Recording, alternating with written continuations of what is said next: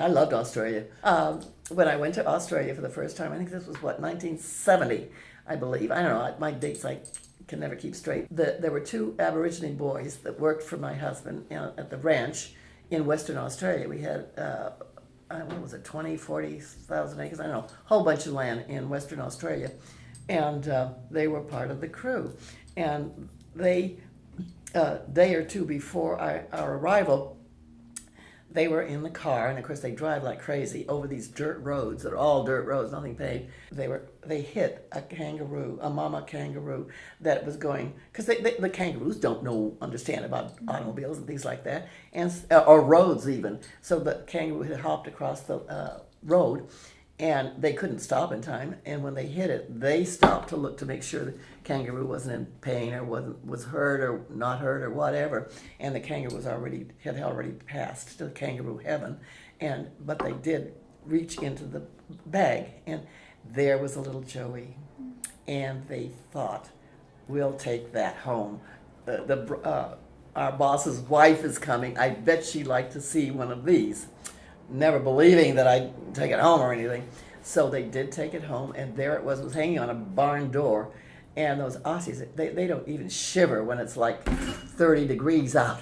I mean, it's very discouraging. So they couldn't conceive that the poor little kangaroo, who was used to living in mama's little pouch, and like temperatures about 90 something, and all of a sudden is down to that. So little kangaroo got pneumonia and was about to say arrivederci. And when we came, and my husband always had a little bag of goodies, and one of the goodies was, I guess, what cured pneumonia, at least in people, and it also worked in kangaroos. So gave him a shot, and about a couple hours later, kangaroo up and down, jumping around. So that was how I got the kangaroo. They gave it to me, and then when we left, I thought, oh my gosh, they're going to hang that poor little darling on the door again. It's going to get pneumonia again, and nobody's going to be there to save it. It was terrible. But in Art Linkletter, I don't know if you know who he is, but anyway, he was our next door neighbor and had the ranch next door, and I made him the godfather. And I said, I talked to the godfather, and I said, I think I'm going to take Jojo home. He's not going to be taken care of here, and I want him to live. I don't want anything to happen to him. And he said, I think that's a good idea. And you come on my program when you get him there. I'm still his godfather. I said, okay, I will. And so I brought him home. He was such a wonderful little pet. He loved to cuddle. He was the sweetest, dearest. You could not believe that this was classified as a wild animal because we'd had him as a baby. So he didn't know anything but kindness from us. As a matter of fact, I was mama. I remember when he was in the yard one time, and they had one of those great big pile drivers in the bay to get, I don't know what, up from the ocean, and it goes boom, boom, boom. And he was where that door is, and I was where the stairs are right there. And he heard that boom, boom. Well, it scared him to death, and he took one leap. You can't realize how far they can leap until you see that. He went from the door, one leap, and then hit me in, I had my moo-moo on, hit me right in the tummy. That's where he was headed for, the pouch. And it was such force that I fell back on the steps. It was so funny. And then of course I put the moo-moo up over him and talked to him and caressed him and said, it's all right, baby, don't worry about anything. It's so sweet. But I mean, that was kind of the relationship between us. I think I was his mama. One time, I remember, there was a big ruckus in the backyard. And the ruckus was caused by a monkey. There was a monkey that was there that was eating his food. My neighbors used to save all their clippings from the, because you can see I don't have any clippings, but that's all they're vegetarians, that's all they eat. And so all my neighbors every day would bring clippings from their yard.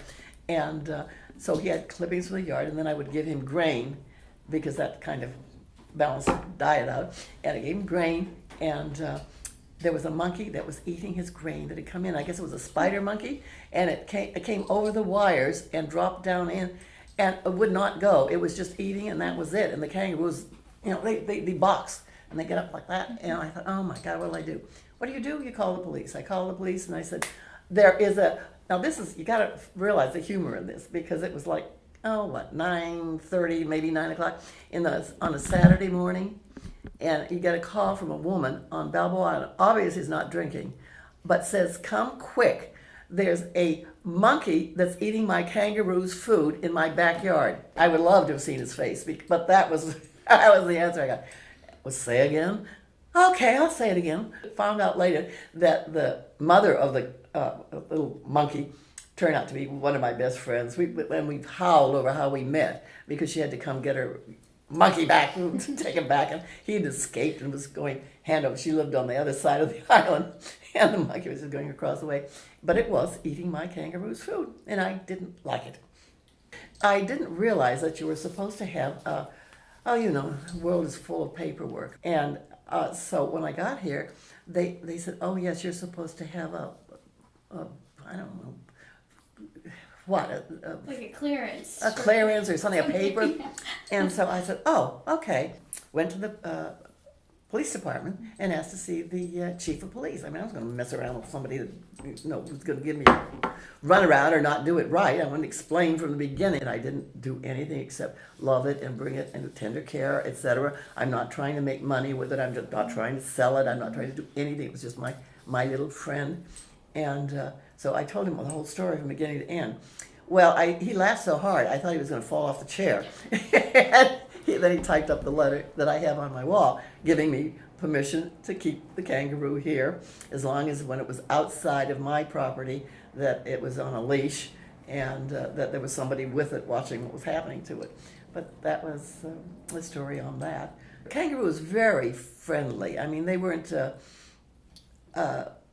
they were loving. They were an ideal pet. And the problem with having a wild animal as a pet is that usually somewhere between when it's caught and when the person that's going to be kind to it, there's 3 or 4 other intermediary stops for the animal, and 1 or 2 or all of them have no interest in the animal and don't care about the animal and are mean to the animal and cruel and, bad, and they've hurt the animal. And as a result, just one person can do that, and then as far as all humanity is concerned, the animal will not behave. Its natural instincts will take over. And so that never happened because the Australian Aborigines they loved the animals, and they were very good. And nobody heard it as long as I had it, and I loved it, and it just never knew anything but kindness. So it reacted in saying, and it would allow you to do just anything. You pat it, it never growled, it never hit, never bit, never scratched. And they have enormous back legs and claws that they disembowel the dingoes. And they're bad enemy, the dingo dogs in Australia. And they just start at the neck and just go right straight down, and that's it. But never even showed any of that. The worst he did was with the monkey, and he started boxing. But that was it. And the kids loved him. As a matter of fact, when they took them to school, the children at school loved him, and all the teachers came here. They'd knock on my door. No phone call in advance, nothing. No letter, no nothing. Open the door. Hello, I am, 5th grade teacher, Mrs. Blah, blah, blah, and we've come to see the kangaroo. Oh, okay, come on in, with all those kids trudging along behind. So I was quite for 1 year this went on. But I said, what the heck, how many times are you going to get to see a live kangaroo, touch it, and be friends with it?